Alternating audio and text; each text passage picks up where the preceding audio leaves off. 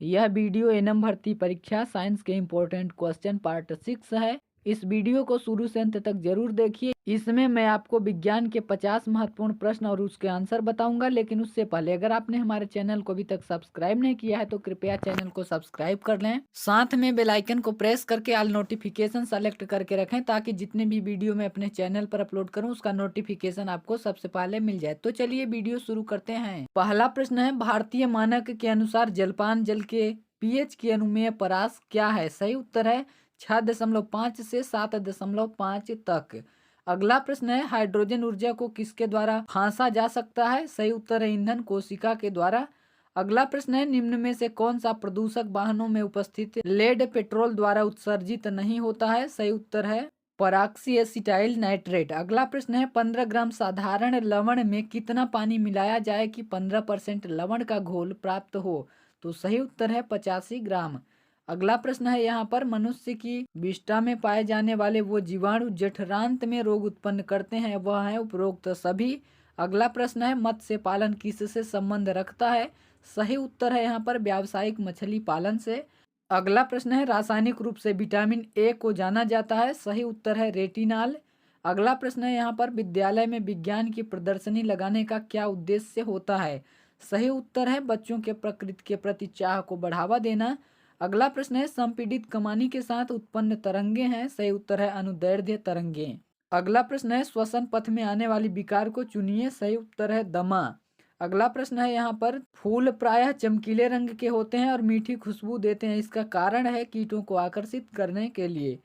अगला प्रश्न है, मटर में जब एक लंबे पौधे को छोटे पौधे के साथ क्रॉस कराया जाता है तो शुद्ध लंबे पौधे व छोटे पौधे किस अनुपात में प्राप्त होंगे?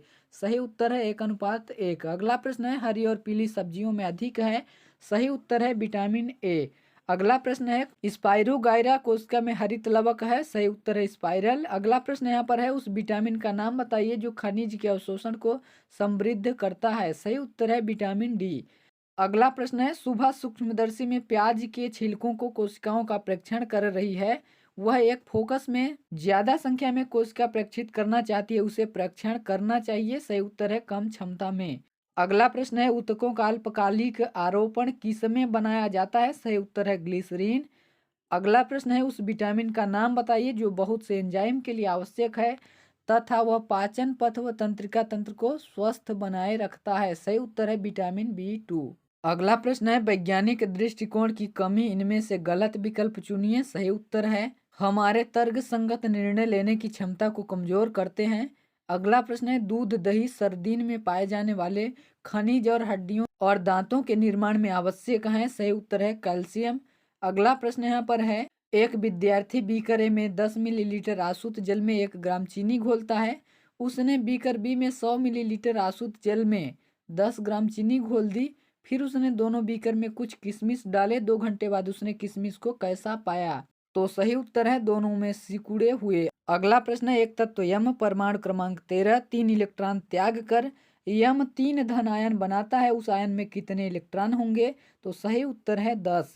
अगला प्रश्न है, यहाँ पर निम्न में से कौन सा विटामिन यकृत में प्रोथ्रोम्बिन तथा रुधिर का थक्का जमाने वाले कारक को बनाने के लिए आवश्यक है? तो यहाँ पर सही उत्तर है फाइलोक्विनोन। अगला प्रश्न यहाँ पर दिया हुआ है, बर्फ और लवण के मिश्रण का ताप होता है 0 डिग्री सेल्सियस से कम। अगला प्रश्न है, गैस का वह गुण जो उसके अपने ताप पर निर्भर नहीं करता है? सही उत्तर है द्रव्यमान। अगला प्रश्न यहाँ पर दिया हुआ है, निम्न में से कौन से पदार्थ अणुओं की अधिकतम प्रदर्शित करते हैं? सही उत्तर है 2 ग्राम H2। अगला प्रश्न यहाँ पर दिया हुआ है, निम्न में से भोजन का वह समूह है जिनका लगातार सेवन करने से बीमारियां होती हैं? सही उत्तर है समोसा, मलाई, पेड़ा और पूरी। अगला प्रश्न यहाँ पर दिया हुआ है, मेंडल के द्वारा मटर उद्यान में अप्रभावी लक्षण का अध्ययन है? सही उत्तर है यहाँ पर सफेद रंग का फूल। अगला प्रश्न यहाँ पर दिया हुआ है, मानव प्रजाति में सबसे पहला सदस्य कहाँ खोजा गया? तो सही उत्तर है अफ्रीका में। अगला प्रश्न है यहाँ पर, दंत का सबसे मजबूत भाग है? तो सही उत्तर है दंत धातु। अगला प्रश्न यहाँ पर दिया हुआ है, दौड़ने से ठीक पहले एक खिलाड़ी को कौन सा भोज्य पदार्थ दिया जाए जिससे कि उसे तुरंत ऊर्जा प्रदान हो? तो सही उत्तर है फलों का रस। अगला प्रश्न है, उस अंग का नाम बताइए जो हाइड्रा द्वारा भोजन प्राप्त करने के काम आता है? सही उत्तर है टेंटेकल्स। अगला प्रश्न है, जीवन की सभी प्रक्रियाओं के लिए आवश्यक ऊर्जा किससे प्राप्त होती है? सही उत्तर है पोषण और श्वसन से। अगला प्रश्न है, कवकनाशी और प्रतिजीवी ऐसे रासायनिक हैं जो, सही उत्तर दिया हुआ है, सभी रोगजनक क्रमशः कवक और जीवाणु को नष्ट कर देते हैं। अगला प्रश्न है, मेंडल का स्वतंत्र अपव्यूहन का नियम उन जीन्स के लिए सत्य नहीं है जो कि आसपास रहते हैं।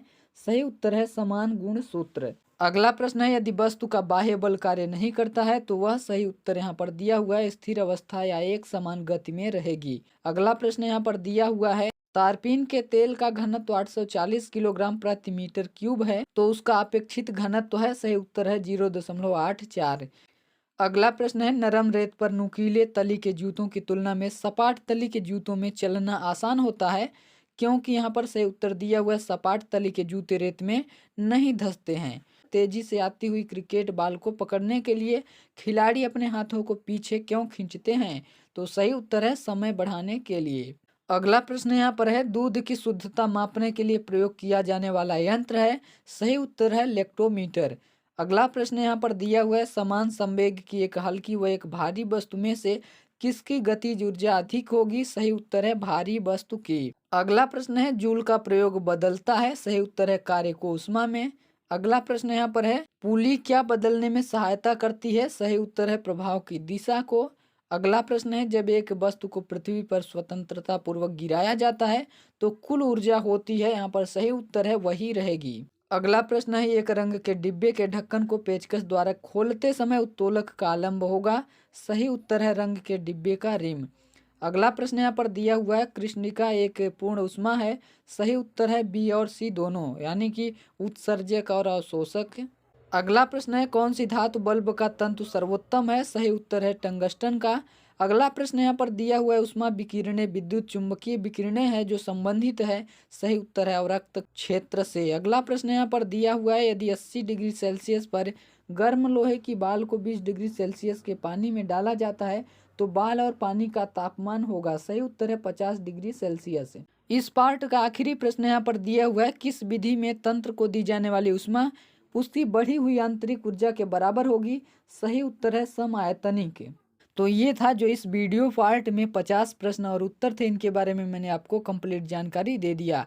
अगर इस वीडियो से रिलेटेड आपके मन में कोई भी प्रश्न या फिर कोई भी कंफ्यूजन है तो नीचे कमेंट के थ्रू पूछ सकते हैं, इसका reply as soon as possible दिया जाएगा। आई होप कि ये वीडियो आपको काफ़ी पसंद आया होगा। अगर वीडियो पसंद आया तो वीडियो को लाइक करें, अपने फ्रेंड्स के साथ ज़्यादा से ज़्यादा शेयर करें और चैनल को सब्सक्राइब करके बगल में बेल आइकन को प्रेस करके ऑल नोटिफिकेशन सेलेक्ट करके रखें, ताकि जितने भी वीडियो मैं अपने चैनल पर अपलोड करूं उसका नोटिफिकेशन आपको सबसे पहले मिल जाए। Thanks for watching this video.